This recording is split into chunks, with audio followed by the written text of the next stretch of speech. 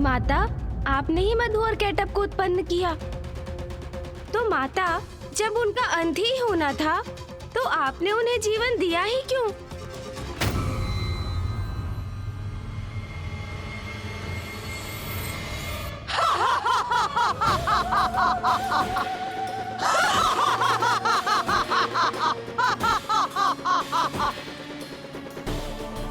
माता श्री महाकाली का यह अट्टहास तो भयभीत करने वाला है।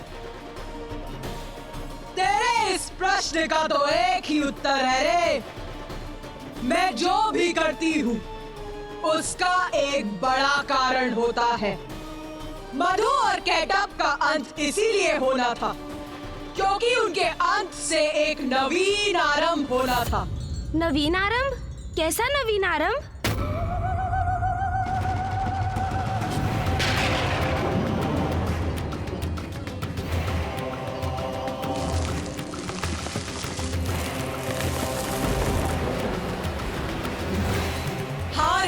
नवीन आरंभ, क्योंकि मधु और केटअप के खंडित शरीरों की मोधनी एक साथ आने से जल पर चलायमान थल के अंश को कठोरता प्राप्त हुई और ये था आरंभ पृथ्वी का।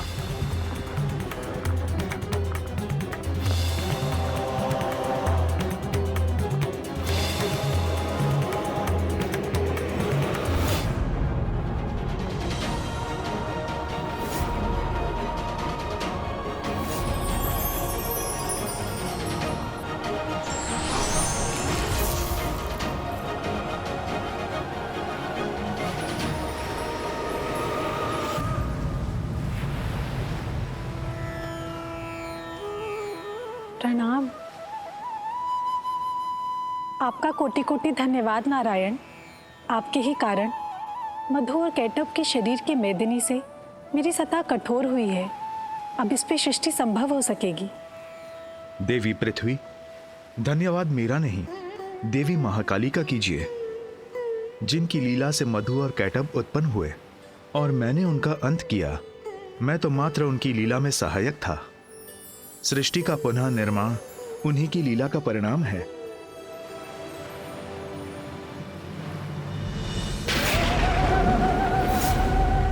जय श्री महाकाली।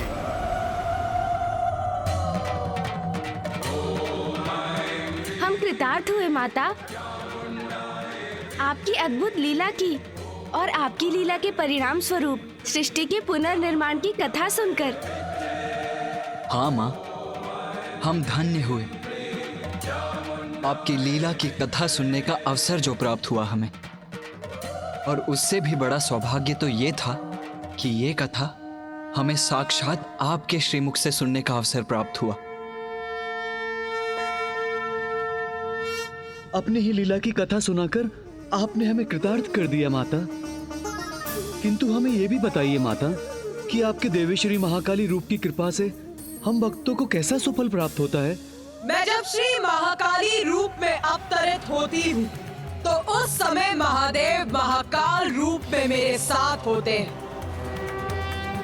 मेरे इस रूप की आराधना से मेरे भक्तों को जीवन के सभी सुख और भोग के सभी साधन प्राप्त होते हैं और उनकी समस्त धर्मोचित मनोकामनाएं पूर्ण होती हैं और उनके जीवन के उपरांत उन्हें मोक्ष प्राप्त होता है। माँ प्रणाम, माँ श्री महाकाली।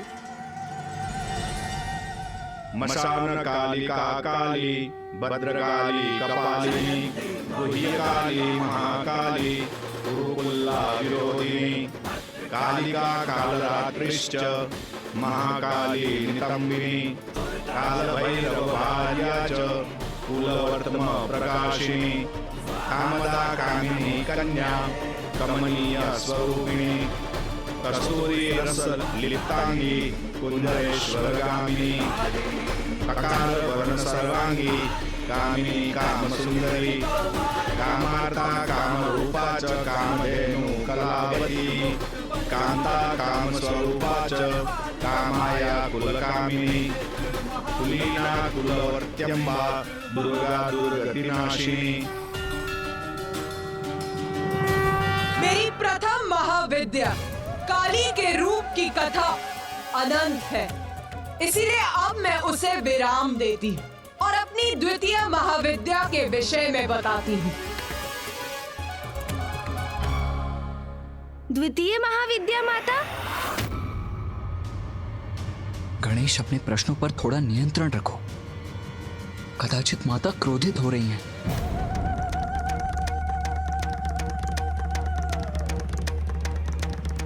माता श्री महाकाली का प्रचंड क्रोध जागृत हुआ तो कदाचित हम सभी उसमें भस्म हो जाएंगे। एक और प्रश्न पूछना चाहता है रे? तो पूछ, किंतु तुझसे यही अपेक्षा भी है, क्योंकि जब तक तू मेरा रहस्य जान नहीं जाता, तेरी जिज्ञासा कहाँ शांत होगी रे? पूछ, तेरे मन में क्या प्रश्न है? माता, आप तो अंतर्यामी हैं, सर्वज्ञाता है, तो मेरा प्रश्न भी आपसे छिपा कहाँ है माता? ज्ञात है मुझे, तेरा प्रश्न मुझे अवश्य ज्ञात है, किंतु यहाँ उपस्थित और किसी को नहीं, इसीलिए पूछ ले, पूछ। जो आज्ञा माता। माता, मैं ये समझने में असमर्थ हूँ कि जब संसार में श्री महाकाली का आविर्भाव हो चुका था और उनकी कृपा से पृथ्वी का निर्माण भी आरंभ हो चुका था, तो आपकी द्वितीय महाविद्या रूप की आवश्यकता क्यों हुई? इसमें समझने का जो भी है, मैं पूर्व में ही कह चुकी हूँ गणेश।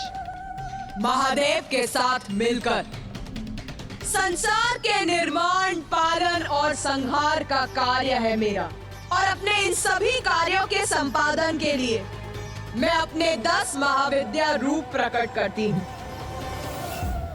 मैंने अपने महाकाली रूप में मधु और केटप के शरीर से पृथ्वी के कठोर धरातल का निर्माण करवाया, किंतु उससे सृष्टि का सृजन पूर्ण नहीं हुआ था, क्योंकि जल और थल तो अब थे, किंतु और कुछ नहीं था, इसीलिए सृष्टि अभी भी अपूर्ण थी।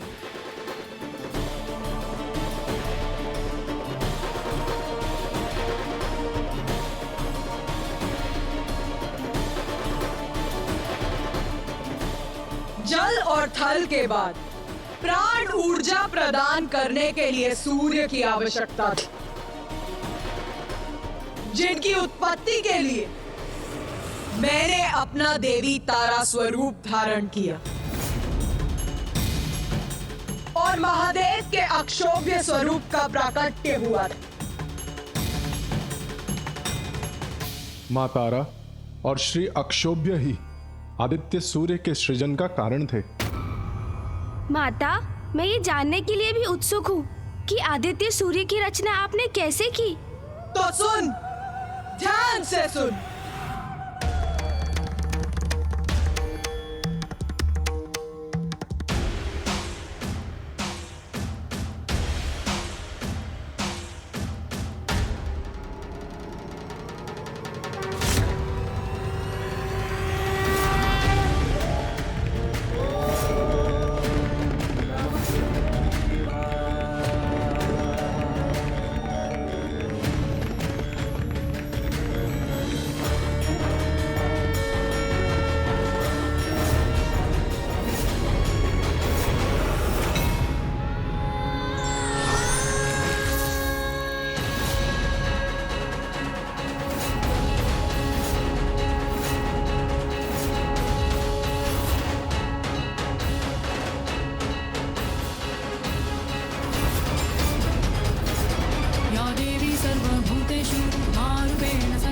आदित्य सूर्य के बिना पृथ्वी हिमाच्छादित थल पिंड मात्र थी, जिस पर जीवन संभव नहीं था। इसीलिए देवी तारा का उद्भव हुआ, जिनसे आदित्य सूर्य को उत्पन्न होकर पृथ्वी पर ऊष्मता और प्रकाश का संचार करना था। वो देवी तारा मेरी द्वितीय महाविद्या, सर्वथा असाधारण स्वरूप है मेरा।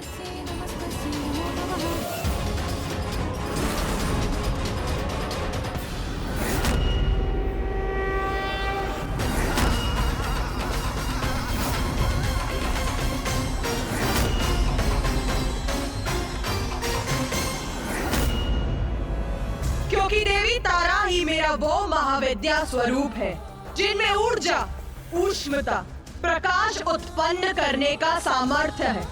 और जब उस ऊर्जा का संयोग प्रभु अक्षोभ्य की ऊर्जा से हुआ, तो वो संयुक्त ऊर्जा आदित्य सूर्य के अस्तित्व का आधार बनी।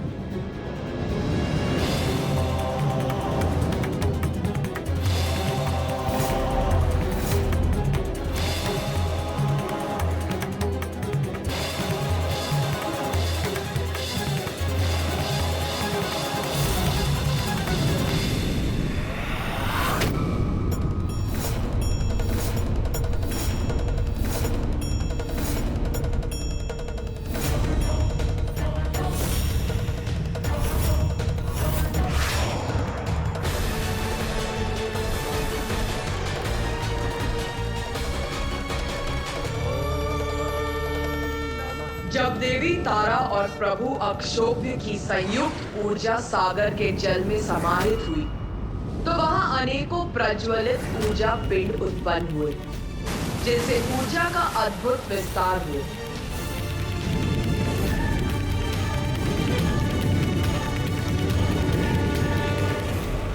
फिर देवी तारा ने अपनी श्वास वायु से एक प्रचंड वायु प्रवाह उत्पन्न किया, जिसके टकराव से उन ऊर्जा पिंडों की संख्या में और वृद्धि के साथ उनका जुड़ाव आरंभ हुआ।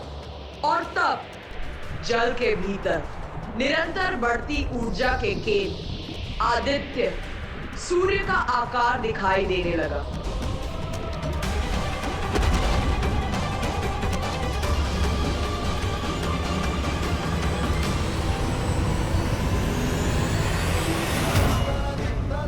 फिर प्रभु अक्षोभ्य और देवी तारा की ऊर्जा से आदित्य सूर्य प्रस्तुत हुए।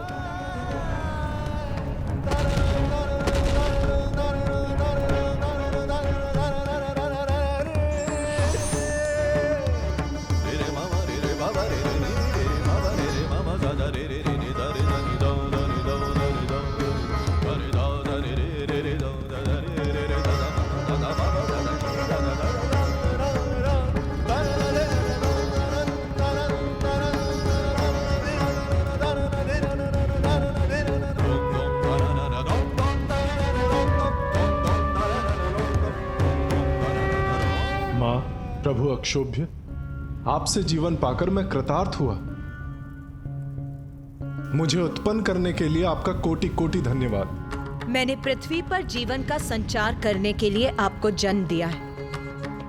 अब आप अपने स्थान पर रहकर सृष्टि को ऊष्मता, प्रकाश और जीवन दायिनी ऊर्जा प्रदान करें। दिवस और रात्रि उत्पन्न करेंगे, पृथ्वी पर ऋतुओं का चक्र स्थापित करेंगे। अब आप प्रस्थान कीजिए और सभी को जीवन देने का अपना दायित्व संभालिए। उचित है मां।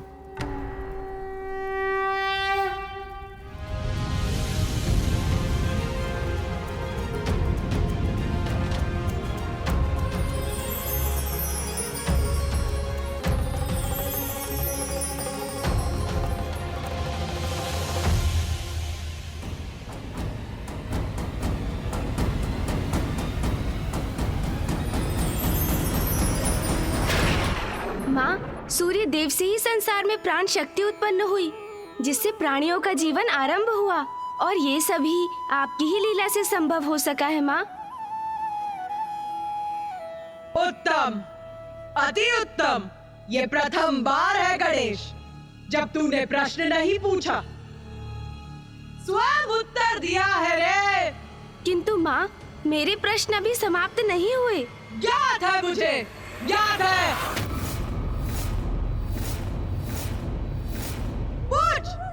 पूछ रे। माता, हमें बताइए ना, आपकी द्वितीय महाविद्या स्वरूपनी देवी श्री तारा के नाम का क्या अर्थ है? क्या रहस्य है इसके पीछे माँ? तारा अर्थात जगत को तारने वाली।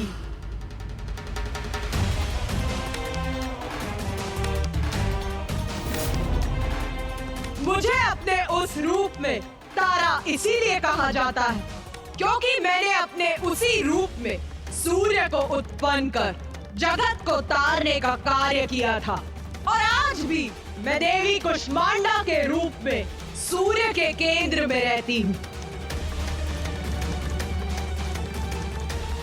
उनकी अधिष्ठात्री हूँ। ऐसा क्यों माता? आदित्य सूर्य को उत्पन्न करने और उन्हें उनका दायित्व समझाने के बाद आपको उनके केंद्र में स्थित रहने की क्या आवश्यकता है? आदित्य सूर्य को उत्पन्न करने और उन्हें उनका दायित्व समझाने के बाद आपको उनके केंद्र में स्थित रहने की क्या आवश्यकता है? क्योंकि सूर्य की शक्ति का स्रोत मैं ही हूँ रे। मेरे बिना उनकी ऊर्जा, उनका प्रकाश मंद पड़, शांत पड़ जाता है।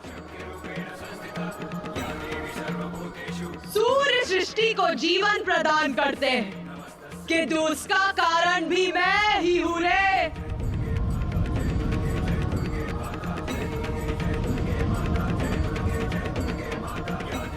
मेरी ही शक्ति उन्हें इसमें समर्थ बनाती है और अपने कुष्मांडा रूप में मैं यही करती हूँ रे।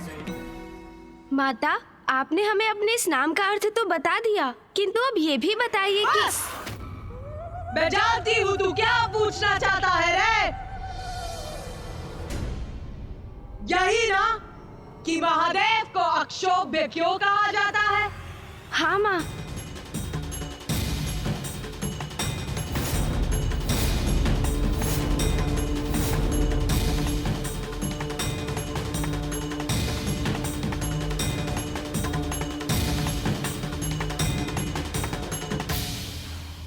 अक्षोभ्य अर्थात जो प्रत्येक अवस्था में शोभ्य रहित रहे, और महादेव तो सदा अक्षोभ्य ही रहते हैं। हलाहल विष का पान करने के बाद भी व्यथित नहीं हुए वो, सदा शांत रहते हैं वो। और ऐसा इसीलिए संभव हुआ क्योंकि कष्टों को तारने वाली देवी तारा के रूप में मैं उनके साथ रहती हूँ। मैं समझ गया माँ। आप जिनके निकट रहती हैं, उनको कोई क्षोभ नहीं होता, वो सदा अक्षोभ्य रहते हैं। तो माँ, क्या इसी कारण सूर्यदेव भी प्रशांत बने रहते हैं? तब स्वयं समझ गया तू। वास्तव में तू बुद्धि का देवता है रे। उचित कहा तूने। सूर्य सबको जीवन प्रदान करने के लिए सदा तपते रहते हैं और स्थिर भी रहते हैं, और अपनी स्थिरता से सबको प्राण शक्ति भी प्रदान करते हैं। माता, मेरी भी एक जिज्ञासा शांत करने की कृपा कीजिए। यदि सभी माता से इसी प्रकार प्रश्न पूछते रहे तो अवश्य ही माता कुपित होकर हम सभी को एक साथ दंडित करेंगे। पूछ, तू भी पूछ। क्या है तेरी जिज्ञासा रे? माता, देवी तारा के रूप में आपकी पूजा से हम भक्तों को कौन से सुफल प्राप्त होते हैं, और माँ तारा के रूप में हमें दर्शन भी प्रदान करें माँ। मातर्तिल सरस्वती प्रणमतां सौभाग्य संपत् प्रदे प्रत्यालीड पदस्थिते सवयदि स्मेराननां वारुदे फुल्लेन्दीवरलोचने त्रिनयने कर्त्रो कपालोत्पले खड्गञ्चा ददति त्वमेव शरणम्। मेरी पूजा करने वाले भक्तों के शत्रुओं का नाश होता है, उन्हें अद्भुत वाक शक्ति का वरदान प्राप्त होता है, और मेरे इस रूप के भक्तों को भी देवी काली के भक्तों के समान भौतिक सुख भोग के साथ साथ मोक्ष की भी प्राप्ति होती है। माता, ये तो मेरा सौभाग्य है कि आपने अपनी कथा सुनाकर और अपने भव्य और दिव्य दर्शन देकर मुझे कृतार्थ कर दिया माता। मातर्तिल सरस्वती प्रणमतां सौभाग्य संपत् प्रदे प्रत्यालीड पदस्थिते सवयदि स्मेराननां वारुदे फुल्लेन्दीवरलोचने त्रिनयने कर्त्रो कपालोत्पले खड्गञ्चाददति त्वमेव शरणं त्वामीश्वरीमाश्रये तारा च तारिणी देवी नागमुण्डविभूषिता ललजिह्वा नीलवर्गा ब्रह्मरूपधरा तथा नागाञ्चितकटी देवी नीलाम्बरधराधरा नाम नामाष्टकमिदं स्तोत्रं यः पठति शृणुयादपि तस्य सर्वार्थसिद्धिः स्यात् सत्यं सत्यं महेश्वरी।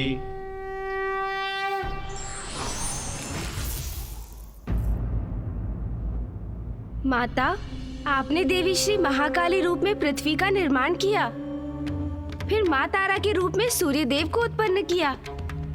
जब पृथ्वी और जीवन के स्रोत सूर्य दोनों की रचना हो चुकी थी, तो आपकी तृतीय महाविद्या की क्या आवश्यकता थी? पृथ्वी, सूर्य, ये पर्याप्त है क्या? मैं कुछ समझा नहीं माता। तृतीय महाविद्या इसीलिए आवश्यक थी क्योंकि सृष्टि अभी भी अपूर्ण थी।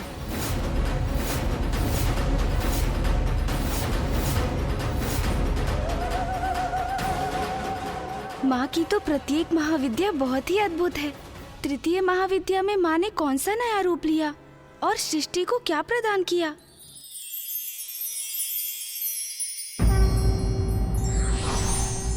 पूर्ण को अपूर्ण बनाने का दायित्व भी ईश्वर पर ही होता है, इसलिए बार बार उन्हें विभिन्न रूप में आना पड़ता है।